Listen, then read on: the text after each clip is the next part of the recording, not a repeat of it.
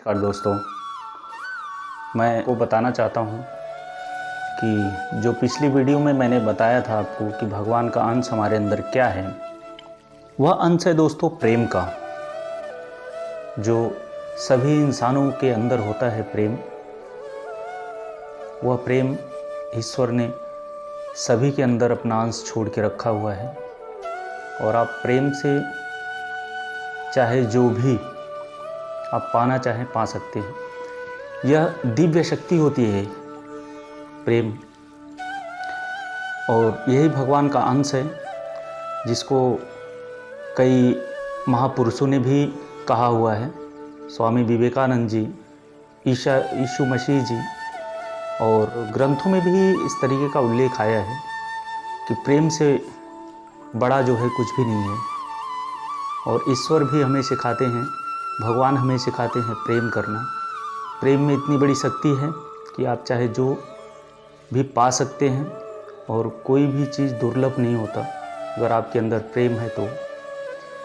लेकिन दोस्तों, आजकल इस तरीके के विषय हो गए हैं कि हमारी और आपकी मानसिकता को प्रेम के बजाय भटकाने में ज़्यादा लगाते हैं। जैसे कि इंसान को कैटेगराइज कर दिया गया है, कई हिस्सों में बांट दिया गया है, उनके वस्त्रों से, उनके पहनावे से, उनके रहन सहन से, जिससे आप परख सकते हैं कि वो जाति के हैं, किस धर्म के हैं। जबकि हमारा एक ही जाति धर्म है, वो है इंसानियत का। यही हमारे अंदर हमको पाल कर चलना चाहिए, न कि गलतफहमी में पड़ें कि हिंदू, मुस्लिम, सिख, ईसाई जो भी हैं, इस तरीके से मन में भेदभावना नहीं रखना चाहिए, क्योंकि ये सरासर गलत है। एक्चुअल में ये इंसानों का कैटेगराइज किया हुआ है। भगवान ने भी किया है कैटेगराइज, लेकिन उन्होंने ब्राह्मण, क्षत्रिय, वैश्य और शूद्र, इन जातियों को नहीं बांटा है। उन्होंने कहा है कि इंसान जिस अवस्था में हो, जिसको वेद शास्त्र का ज्ञान है, वह अपने कर्म को कर रहा है अच्छे तरीके से, तो वह ब्राह्मण की कैटेगरी में आएगा, चाहे वो किसी भी जाति का हो, चाहे किसी भी धर्म का हो। अगर वह सच्चाई के रास्ते पे चल रहा है तो उसको आप ब्राह्मण की कैटेगरी में ले सकते हैं। कोई बड़ी कास्ट का है, अगर शूद्र वाला काम कर रहा है, जैसे किसी को सताना, किसी को मारना, किसी को फंसाना, किसी को गलत सलत जो भी है, तो इस तरीके से उसको शूद्र की कैटेगरी में रखा जाएगा। भले से वो हमारे और आपके बीच में उच्च कोटि का ब्राह्मण हो, क्षत्रिय हो, शूद्र हो, वैश्य हो, चाहे जो भी हो, अगर अपने धर्म से भटक गया है, वो ब्राह्मण वही होता है दोस्तों जो ब्रह्म का दर्शन करा दे। और वैश्य किसान वो उपजाता है, व्यापार करता है। इस तरीके की व्यापारी कैटेगरी में बताया गया है गीता में। और जो शूद्र होते हैं, उनका कर्म होता है सेवा करना, तो दोस्तों, और क्षत्रिय का धर्म होता है रक्षा करना। वो रक्षक होते हैं समाज के। तो जो समाज के रक्षक हैं, उनको क्षत्रिय के कैटेगरी में। और जो ज्ञान देने वाले हैं, यानी कि कैसा ज्ञान, छल और कपट से रहित ज्ञान, उस ज्ञान को आप बोल सकते हैं, जिससे आपको ब्रह्म का दर्शन हो सके, आपके सारे अंतरात्मा के शंकाओं का समाधान हो सके, उसको बोलते हैं ब्राह्मण। कही हुई बातों पे किसी के गौर ना करें, क्योंकि आजकल जिस तरीके का माहौल हो गया है, यहाँ पर सभी लोग बांटने की कोशिश करते हैं। इतना क्रोध उत्पन्न हमारे अंदर कहाँ से होता है, जबकि क्रोध से अपना ही नुकसान होता है दोस्तों। क्रोध पे बिल्कुल कंट्रोलिंग नहीं हो रहा है। जहाँ देखो कि कोई किसी की जात पर बोल रहा है, कोई किसी गवर्नमेंट पे बोल रहा है, कोई भगवान पे ही आरोप लगा रहा है। डेमोक्रेसी का मतलब यह नहीं होता है कि किसी को कुछ भी निराधार बातों को बोलते जाएं। बोलने की आज़ादी है, डेमोक्रेसी हमारे इधर है, लेकिन इस तरीके का अभद्र भाषा का प्रयोग करना किसी को, यह आप लोग न करें।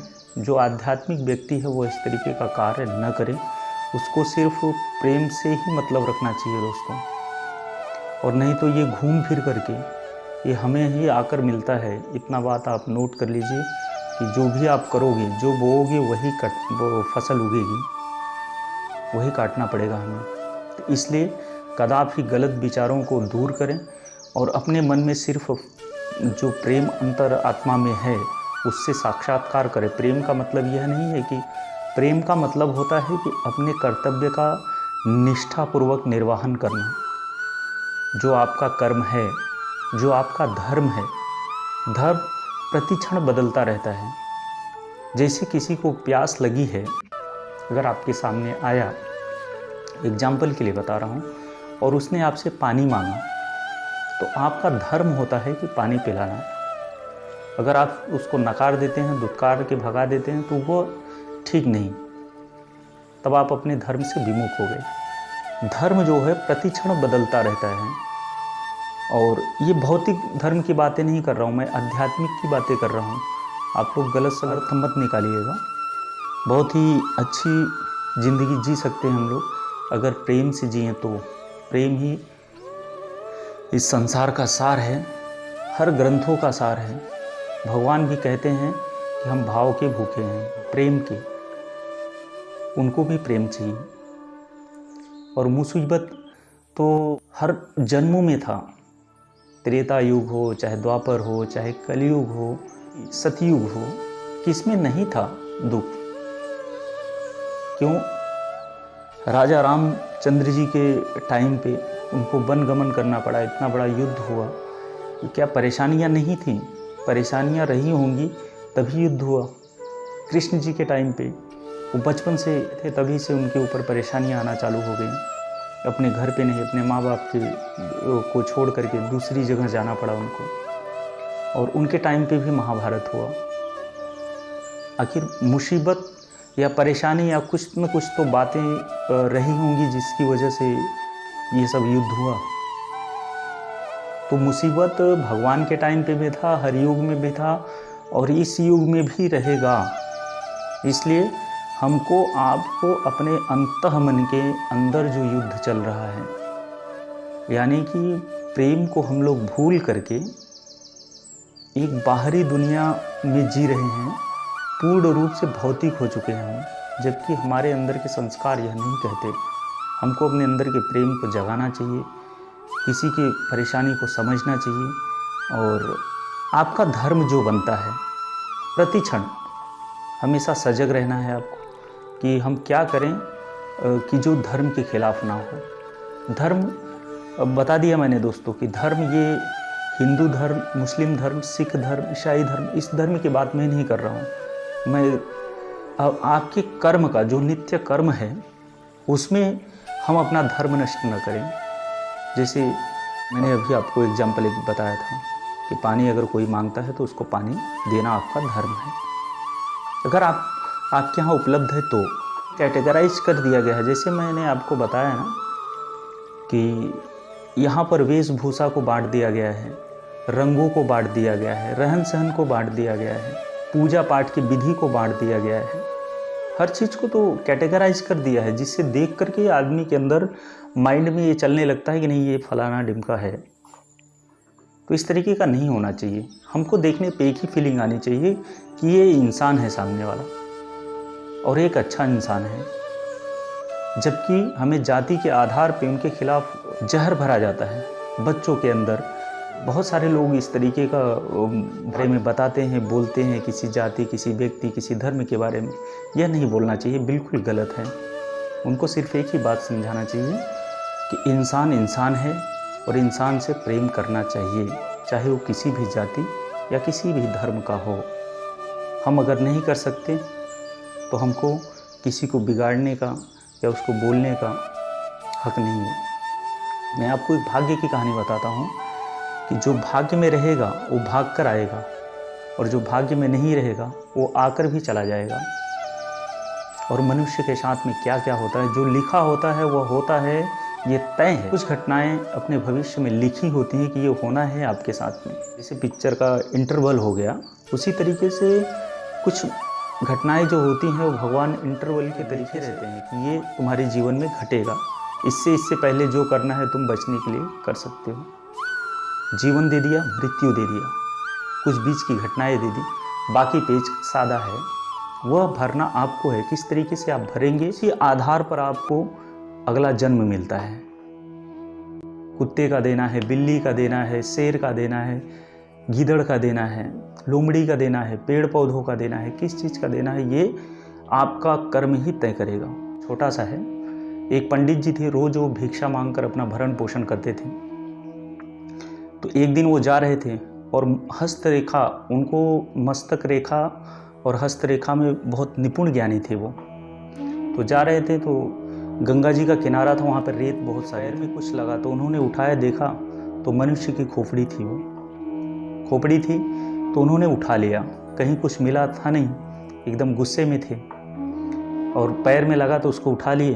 तो उसका मस्तक पढ़ने लगे। जब आदमी खाली होता है तो कुछ न कुछ तो करता ही है। तो वो देखे तो उसके मस्तक पे लिखा था, विदेश गमन ऊसर मरण तौने पर कुछ और, यानी कि विदेश जाते हुए इसकी मृत्यु होगी, इसके बाद भी और इसके साथ में कुछ घटना लिखी हुई है जो होना है।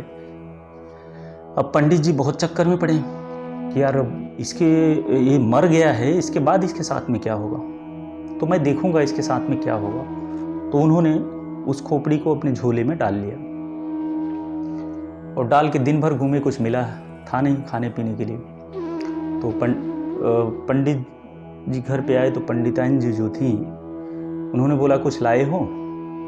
तो गुस्से में लाल आदमी, दिन भर घूमा, कुछ मिला था नहीं। बोला जाओ झोले में रखा हुआ है, वही देख लो, वही बना दो।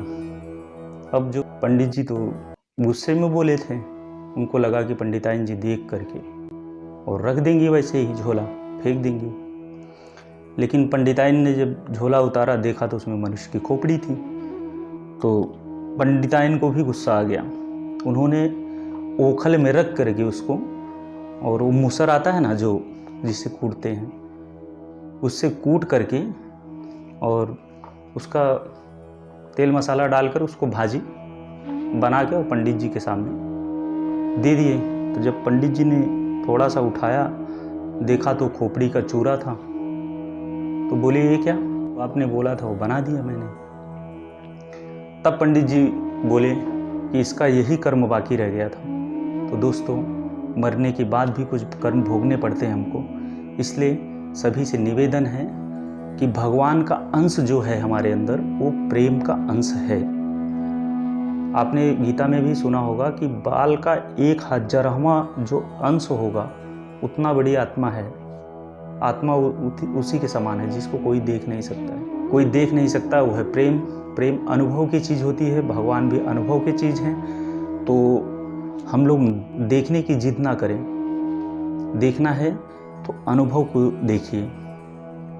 अनुभव आप खुद करेंगे। अगर आप प्रेम से अपने मन में सिर्फ प्रेम ही प्रेम बिठा लें, तो आप अनुभव करेंगे कि आपके साथ में सब कुछ ठीक हो रहा है। दोस्त, कभी भी किसी के विचारों को सुने तो उसको अमल में लाएं। ध्यान रहे कि अमल करेंगे